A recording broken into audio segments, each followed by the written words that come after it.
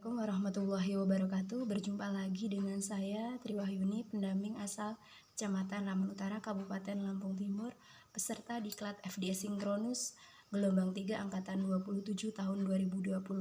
Pada modul 3 mengenai kesehatan dan gizi, di sini saya akan menjelaskan langkah 5 yaitu pemeriksaan kesehatan setelah melahirkan. Ya, silahkan nikmati video saya. Selamat siang Bapak Ibu, masih semangat ya? Iya, biar semangat kita tepuk semangat dulu ya Bapak Ibu. Iya, oke saya pimpin. Di hitungan ketiga mulai ya. 1, 2, 3. Tepuk semangat. Semangat. Iya. Oke Bapak Ibu, bisa kita lanjutkan ya. Kalau pada sesi sebelumnya kita belajar mengenai pemeriksaan kesehatan ibu hamil. Nah, saat ini kita lanjutkan dengan pemeriksaan kesehatan setelah melahirkan. Oke, jadi Bapak Ibu, tapi sebelum kita masuk pada sesi pemeriksaan kesehatan setelah melahirkan, saya mau tanya-tanya nih sama kelompok cerdas. Ya, siapa? Perwakilannya aja ya. Oke, Bapak Niko dengan Bapak Niko. Jadi tolong bisa disampaikan Pak hasil diskusi dari kelompok cerdas. Kemarin bahas tentang apa kelompok cerdas? Iya, betul. Membicarakan tentang di mana melahirkan dan apa yang dibutuhkan ibu setelah melahirkan. Coba masih ingat nggak Pak hasil diskusinya kemarin? Iya, gimana Pak Niko? Iya, betul. Hasil diskusinya di mana sih sebaiknya ibu melahirkan dan apa yang dibutuhkan setelah melahirkan Pak? Iya betul, melahirkan sebaiknya di petugas kesehatan atau di fasilitas kesehatan. Tujuannya apa Pak? Agar, iya betul, agar ketika terjadi bahaya persalinan segera dapat ditangani. Betul. Kemudian apa sih yang dibutuhkan ibu setelah melahirkan? Iya banyak ya Pak ya, diantaranya adalah minum tablet tambah darah, kemudian apalagi Pak, memeriksa kesehatan. Iya, terima kasih. Oke Bapak-bapak dan Ibu-ibu, agar lebih jelas mengenai jawaban dari diskusi kelompok Bapak Niko tadi, mari kita saksikan video berikut ini ya. Semuanya simak ya Pak ya. Oke, baik, kita putar dulu videonya. Bapak Ibu, gimana dengan filmnya? Bagus nggak? Banyak pelajaran yang kita bisa petik ya Bapak Ibu ya.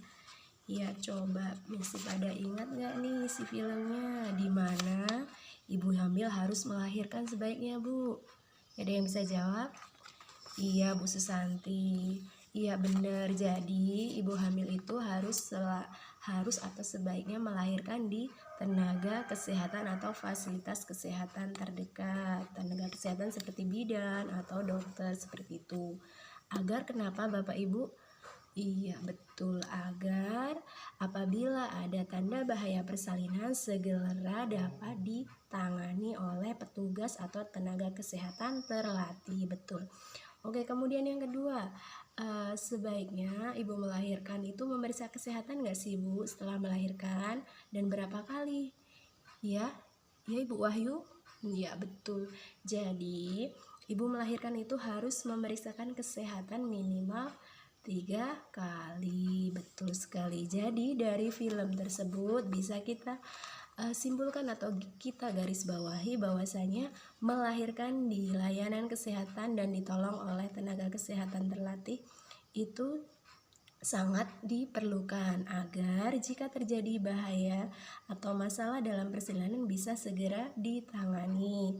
Kemudian tanda bahaya persalinan ini dapat dibaca ya Bu ya di buku Pintar tentang kesehatan dan gizi pada halaman 16. Nanti biar lebih paham lagi Ibu bisa baca-baca ya Bu ya di buku Pintar halaman 16.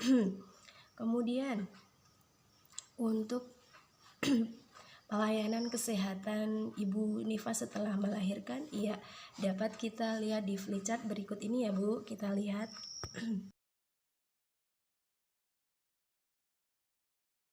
Ya Bu, dari flipchart di samping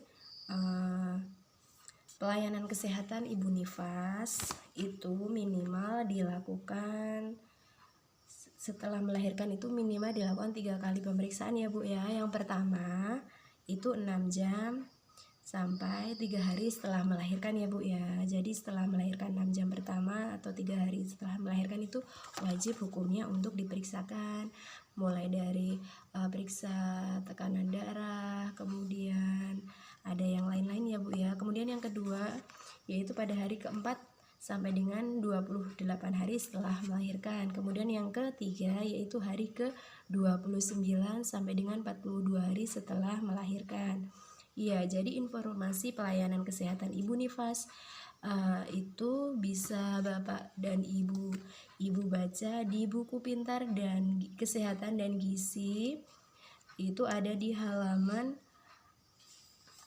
17 sampai dengan 21 ya Bu ya. Jadi nanti kalau misal ada yang kurang paham bisa dibaca di buku pintar kesehatan dan gizi ya Bu ya. Kemudian ibu juga harus menghubungi petugas kesehatan jika mengalami tanda bahaya persalinan tadi yang seperti dijelaskan atau bisa dibaca di halaman 16 ya Bu ya.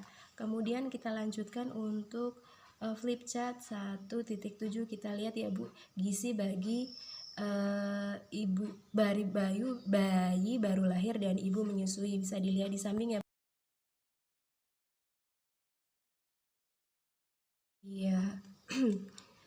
Di situ tertulis jelas ya Bu ya, kelihatan ya Bu ya yang di belakang, gizi bagi anak baru lahir dan ibu menyusui, yaitu yang pertama, segera lakukan inisiasi menyusu dini atau IMD yang kita kenal dan berikan ASI yang berwarna pertama keluar berwarna kekuningan atau kolostrum. Kemudian ASI yang keluar pertama berwarna kekuningan atau kolostrum tersebut Bu itu mengandung zat kekebalan tubuh. Langsung berikan pada bayi dan jangan dibuang. Iya Bu, ini yang salah kaprah tentang mitos orang zaman dulu ya Bu. Mungkin kalau orang tua zaman dulu ada yang bilang, ih asinya warnanya kuning, itu asi basi. Tidak ya Bu, itu adalah pernyataan yang salah karena asi yang pertama keluar berwarna kuning itu banyak sekali mengandung zat kekebalan tubuh untuk bayi baru lahir. Jadi itu sangat baik untuk bayi. Jadi ketika ASI itu keluar langsung susukan pada atau berikan pada bayi. Kemudian berikan hanya ASI saja ya Bu sampai berusia 6 bulan atau ASI eksklusif. Karena bayi yang baru lahir usia 0 sampai 6 bulan itu lambungnya itu masih kecil sekali ya Bu ya. Jadi ketika bayi nangis susui sesering mungkin begitu. Kemudian yang selanjutnya ibu menyusui itu makan makanan yang beraneka ragam ya Bu ya, yang mengandung karbohidrat. Jadi karbohidrat itu nggak melulu cuma nasi ya Bu ya, bisa diganti dengan umbi-umbian seperti singkong, ketela rambat, ketela pohon, jagung. Kemudian ada protein hewani seperti ya daging ayam, daging ikan, kemudian ada telur begitu ya. Kemudian protein nabati ya tahu, tempe.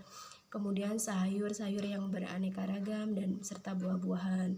Buah-buahan nggak harus yang mahal-mahal ya Bu ya, yang ada di sekitar bisa pepaya atau jambu seperti itu.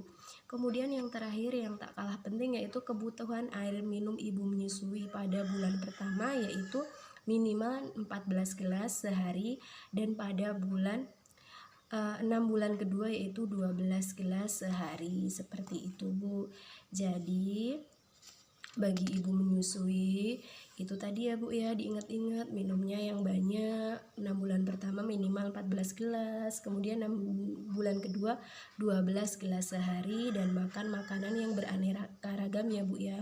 Jangan dibatasi, apapun boleh dimakan tapi ya sesuai dengan porsinya ya Bu, karena ibu menyusui itu gampang lapar ya Bu ya, karena untuk bayi 6 bulan pertama itu kan hanya minum ASI, jadi ya ibu harus banyak makan, kemudian ada sayur-sayurannya juga harus cukup, gizi-gizinya harus cukup.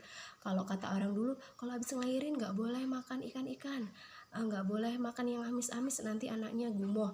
Itu salah ya Bu ya, karena untuk mempercepat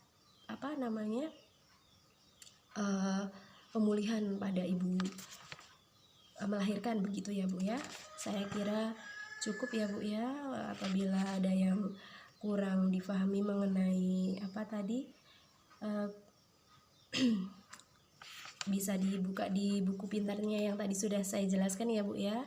Ya, saya kira cukup sekian dan bisa dilanjutkan ke